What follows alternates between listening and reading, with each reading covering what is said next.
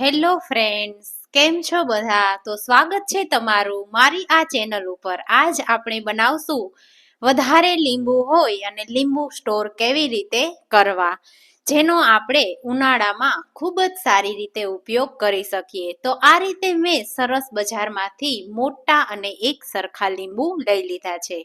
લીંબુને સારી રીતે સરસ ચોખ્ખા પાણીથી ધોઈ અને મેં લઈ લીધા છે.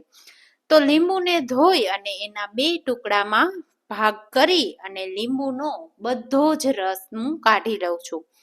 તો આ રીતે ધોઈ અને સાઈડમાં રાખી દીધા છે અને વચ્ચેથી બધા જ લીંબુના પહેલા હું બે ટુકડા કરી લઉં છું.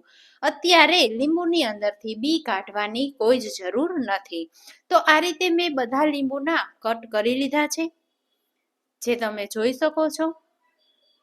બધા લીંબુના ટુકડા કરું છું અને સાઈડમાં હું રાખી દઉં છું.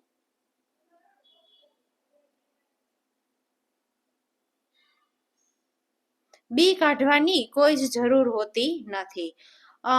લીંબુ નીચવાના મશીનમાં આપણે રસ કાઢીએ એટલે લીંબુના બી તો સાઈડમાં રહી જ જવાના છે. બધા લીંબુના મેં બે પીસ કરી લીધા છે અને લીંબુ નીચવાના મશીનમાં જ હું લીંબુનો રસ કાઢી લઉં છું. જો વધારે મોટા હોય તો અત્યારે મોસંબીનો રસ કાઢવા માટેનું જે ઓલું આવે છે લીંબુ નીચવા જેવું મશીન, એમાં તમને વધારે ઈઝી પડશે. મેં થોડા રસ એમાં પણ કાઢેલા હતા, કારણ કે મશીન કરતા લીંબુ મોટા હતા. તો વન બાય વન હું બધા જ ટુકડાનો આ રીતે રસ કાઢી લઉં છું. તમે જોઈ શકો છો લીંબુનો રસ પણ ખૂબ જ સરસ અને મસ્ત નીકળે છે. લીંબુ જ એટલા સરસ આવે છે અત્યારે બજારમાં. બધા લીંબુનો રસ કાઢી અને એક મોટું બાઉલ મેં ભરી લીધું છે, જેને મેં એક ગરણીથી ગાળી પણ લીધું છે.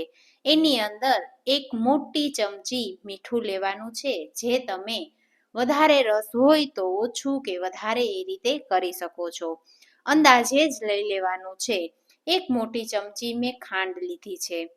હજુ પણ થોડી ખાંડ એડ કરી દઉં, કારણ કે આખું બાઉલ ભરેલું છે.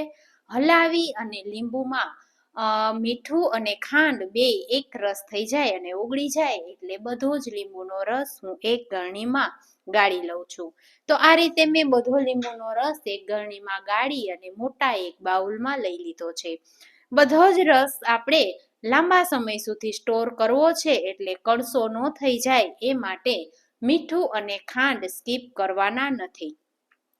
બધા રસને હું આ રીતે આપણે આઈસ ક્યુબમાં કેવી રીતે બરફ કરીએ છીએ એ રીતે ફ્રીઝરમાં જ સ્ટોર કરવાનું છે. તો મેં આઈસ પ્લેટ ખાલી કરી લીધી છે અને સરસ મજાની ધોઈ અને ચોખ્ખી કરી અને એમાં હું બધા લીંબુનો રસ આ રીતે ભરી દઉં છું.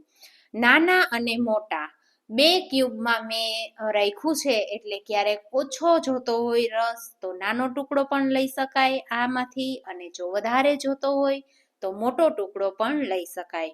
ફ્રીઝરમાં હું આ રીતે એને બરફ થઈ જવા માટે, ફ્રીઝ થઈ જવા માટે રાખી દઉં છું. 4 થી 5 કલાક માટે આપણે બે પ્લેટને હું ફ્રીઝરમાં રાખી દઉં છું અને 4-5 કલાક આપણે એને વેઇટ કરશું, જેથી સરસ આપણે આઈસ ક્યુબ થાય એવી જ રીતના મસ્ત ક્યુબ થઈ જશે. તો 4 થી 5 કલાક થઈ ગઈ છે અંદાજે, અને બધા જ રસના સરસ ક્યુબ બની ગયા છે, જે તમે જોઈ શકો છો. તો ફ્રીઝરમાંથી મેં બધા ક્યુબ પ્લેટ બહાર કાઢી અને ક્યુબ બધા એક મોટી ડીશમાં લઈ લીધા છે. નાના અને મોટા બે ક્યુબ હું સાથે જ લઈ લઉં છું, અલગ રાખવાની કોઈ જરૂર નથી.